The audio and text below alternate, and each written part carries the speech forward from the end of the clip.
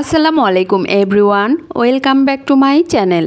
আজ আমি আপনাদের সাথে শেয়ার করব কোনো রকম electric hand beater, oven, baking powder, baking soda, Eno ছাড়াই একদম পারফেক্ট একটি কেকের রেসিপি। যাদের কেক পারফেক্ট হয় না বা কেক তৈরিতে একেবারেই নতুন, তারা খুব সহজেই মাত্র একটা ডিম দিয়ে এইভাবে ট্রাই করতে পারেন। তাহলে আর কথা না বাড়িয়ে চলে যাচ্ছি রেসিপিতে। কেক তৈরির জন্য প্রথমেই মিক্সিং বলে ভেঙে নিচ্ছি নর্মাল তাপমাত্রার একটি ডিম। ডিম যদি ফ্রিজে থাকে অবশ্যই 1 ঘন্টা আগে বের করে নিতে হবে। 1/3 কাপ পরিমাণ চিনি, আপনারা আপনাদের স্বাদ অনুযায়ী চিনির পরিমাণ কমিয়ে বা বাড়িয়ে দিতে পারেন। সামান্য লবণ, যে কোনো মিষ্টি খাবারে সামান্য লবণ দিলে খাবারে ব্যালেন্স হয়। 1 চা চামচ পরিমাণ ভ্যানিলা এসেন্স। ভ্যানিলা এসেন্স দেওয়ার ফলে কেকে সুন্দর একটা ফ্লেভার আসবে।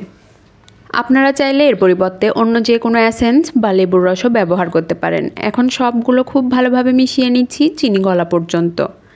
এই কাজটি একটু সময় নিয়ে করতে হবে, প্রায় 10 থেকে 12 মিনিট দ্রুত হাত চালিয়ে মেশানোর পরে দেখুন চিনি একেবারেই মেল্ট হয়ে গেছে আর মিশ্রণের কালারও পুরো চেঞ্জ হয়ে গেছে।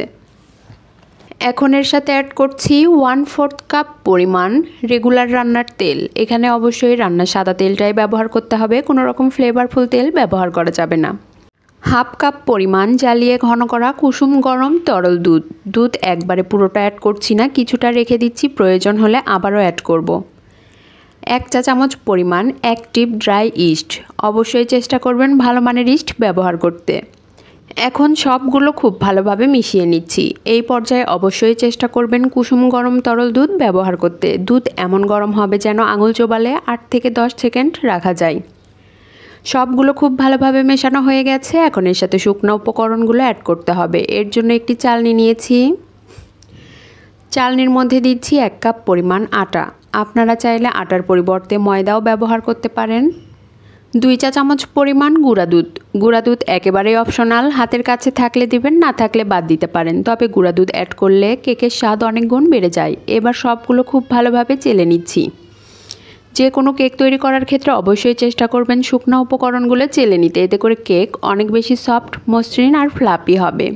এখন সবগুলো আবারও খুব ভালোভাবে মিশিয়ে নিচ্ছি। কেকের এই ব্যাটার মেশানোর ধরা বাঁধা কোনো নিয়ম নেই, যে কোনোভাবেই মেশান না কেন কেক কিন্তু পারফেক্ট হবে। তবে অবশ্যই চেষ্টা করবেন একদিক থেকে ঘুরিয়ে ঘুরিয়ে মেশাতে, এতে করে সবগুলো খুব দ্রুত মিশে যায়। সবগুলো মেশানোর পরে দেখুন ব্যাটার অনেকটাই ঘন মনে হচ্ছে। এর জন্য আগে থেকে রাখা তরল দুধ অ্যাড করে দিচ্ছি। অ্যাড করে আবারও খুব ভালোভাবে মিশিয়ে নিচ্ছি। যে কোনো কেক তৈরি করার ক্ষেত্রে অবশ্যই চেষ্টা করবেন মেজারমেন্ট ফলো করে পারফেক্ট ব্যাটার তৈরি করতে। পারফেক্ট ব্যাটার তৈরি করলে কেক অবশ্যই পারফেক্ট হবে ইনশাল্লাহ। সবগুলো খুব ভালোভাবে মেশানো হয়ে গেছে। মেশানোর পরে ব্যাটারের কনসিস্টেন্সিটা ঠিক কেমন হয়েছে আমি আপনাদের দেখিয়ে দিচ্ছি। একদম পারফেক্টভাবে ব্যাটার তৈরি হয়ে গেছে। একটু উপর থেকে ফেললে দেখুন সাথে সাথে মিলিয়ে যাচ্ছে না, কয়েক সেকেন্ড পর মিলিয়ে যাচ্ছে। কেক তৈরির জন্য ব্যাটার একেবারে রেডি। এবার কেক তৈরির জন্য একটা সসপ্যান নিয়েছি। সসপ্যানে সামান্য তেল দিয়ে তেল ব্রাশ করে নিচ্ছি। পুরোটাতেই খুব ভালোভাবে তেল ব্রাশ করা হয়ে গেলে সসপ্যানের তলানির মাপে একটা পেপার কেটে নিয়েছি। এটা সাধারণত লেখালেখির পেপার। পেপার তলানিতে বসিয়ে পেপারেও খুব ভালোভাবে তেল ব্রাশ করে নিচ্ছি। এতে করে কেক তৈরির পর কেক সহজেই মোল্ড আউট করা যাবে। আগে থেকে রেডি করে রাখা ব্যাটার একটা ঢাকনা দিয়ে ঢেকে রেস্টে রেখে দিয়েছিলাম 30 মিনিটের জন্য। 30 মিনিটে দেখুন ব্যাটার কতটা ফুলে গেছে। এখন সবগুলো আবারও খুব ভালোভাবে মিশিয়ে নিচ্ছি, যাতে করে ভেতরের সব বাতাস বেরিয়ে যায়। মেশানোর পরে দেখুন ব্যাটার আবারও আগের মতো হয়ে গেছে। এবার আগে থেকে যেই সসপ্যান রেডি করে রেখেছিলাম সসপ্যানে সম্পূর্ণ ব্যাটার ঢেলে দিচ্ছি। সম্পূর্ণ ব্যাটার ঢেলে দেওয়া হয়ে গেলে সসপ্যান 3 থেকে 4 বার হালকা ট্যাপ করে নিচ্ছি, এতে করে এর ভেতরে কোনো এয়ার বাবলস থাকলে ফেটে বেরিয়ে যাবে। এবার কেক বেক করার জন্য চুলায় একটি হাঁড়ি বসিয়েছি। হাঁড়ির মধ্যে একটা স্ট্যান্ড দিয়ে দিচ্ছি। স্ট্যান্ডের উপরে কেকের মোল্ড বসিয়ে দিচ্ছি। এখন একটা ঢাকনা দিয়ে ঢেকে প্রথম 5 মিনিট মিডিয়াম হিটে, এরপর 45 মিনিট মিডিয়াম টু লো এর মাঝামাঝি হিটে বেক করে নেব। ঢাকনার উপরে একটা ভারী শিল দিয়ে দিচ্ছি, যাতে করে ভেতরের ভাপ কোনোভাবেই বেরোতে না পারে। যে কোনো কেক তৈরি করার ক্ষেত্রে অবশ্যই চেষ্টা করবেন সিলভারের হাঁড়ি ঢাকনা ব্যবহার করতে, এতে করে কেকের সুন্দর একটা কালার আসবে।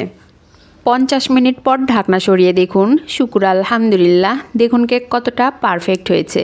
এবার একটা কাঠি দিয়ে চেক করে নিচ্ছি ভেতরেও পারফেক্টভাবে হয়েছে কিনা। কাঠি একদম ক্লিন আসছে, তার মানে ভেতরেও একদম পারফেক্টভাবে হয়ে গেছে। কেক একেবারেই ঠান্ডা হয়ে গেছে, এখন মোল্ড আউট করে নিচ্ছি। যে কোনো কেক বেক করার টাইম সবার ক্ষেত্রে একই রকম নাও লাগতে পারে। কেক কতটা ছোট বা বড় তার উপর নির্ভর করে কেক বেক করতে ঠিক কতটা টাইম লাগবে। আমার রেসিপি আপনাদের ভালো লাগলে অবশ্যই লাইক, শেয়ার, কমেন্টস করবেন আর সাবস্ক্রাইব করে আমার পাশেই থাকবেন। কেক কেটে দেখিয়ে দিচ্ছি কতটা নরম তুলতুলে আর স্পঞ্জি হয়েছে। আপনারা বাসায় অবশ্যই একবারের জন্য হলেও ট্রাই করবেন। আশা করি আমার রেসিপি আপনাদের সকলেরই অনেক ভালো লেগেছে। এতক্ষণ আমার সাথে থাকার জন্য সবাইকে অনেক অনেক ধন্যবাদ। আসসালামু আলাইকুম, আল্লাহ হাফেজ।